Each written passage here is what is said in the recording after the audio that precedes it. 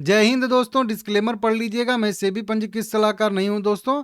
Just अभी अभी result आ रहा है एवेन्यू एआई लिमिटेड का। यहाँ पे 2% की गिरावट देखने के लिए मिल रही है। देखते हैं कि मार्केट कैसा रिएक्ट करता है इस पे, ठीक है ना। टोटल वैल्यू मिलियन में दी गई है, तो करोड़ में कन्वर्ट करके मैं आप लोगों को बता दूंगा यहाँ पे, ठीक है ना।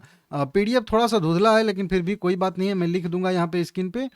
2400 करोड़ रुपए के आसपास का सीधा सीधा समझिए इस बार कंपनी को रेवेन्यू होता हुआ हम लोगों को दिख रहा है। जो कि पिछले क्वार्टर की बात करेंगे तो पिछले क्वार्टर में लगभग 1985 करोड़ रुपए के आसपास का था। राउंड पेयर में कह लीजिए 2000 करोड़ रुपए के आसपास का था पिछली क्वार्टर में।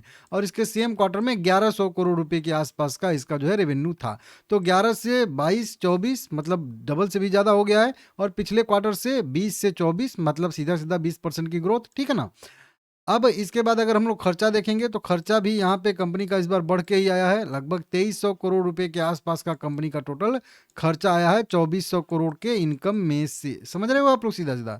वहीं पे पिछले क्वार्टर की बात करेंगे तो पिछले क्वार्टर में लगभग कह लीजिए कि वहीं 1900 करोड़ रुपए का खर्चा आया था 2000 करोड़ रुपए के रेवेन्यू में से। समझ रहे हो आप लोग। वहीं पे अगर इसके सेम क्वार्टर की बात करेंगे तो 1000 करोड़ रुपए का यहाँ पे खर्चा निकल के सामने आ रहा है, ठीक है। तो एकदम सिंपल से बता दिया। अब इसी को हम लोग ऑपरेटिंग प्रॉफिट कह लेंगे।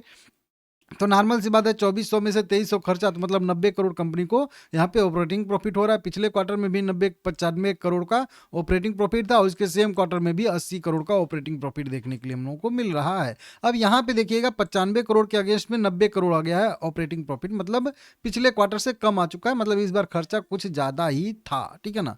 अब प्रॉफिट यहाँ पे बिफोर टैक्स अगर हम लोग देखेंगे, यहाँ पे टोटल खर्चा वर्चा काटने के बाद टैक्स वैक्स देने के बाद कितना बचता है, तो वो कंपनी के पास बच रहा है, मान लीजिए राउंड फिगर में वहीं 80 करोड़ रुपए के आसपास।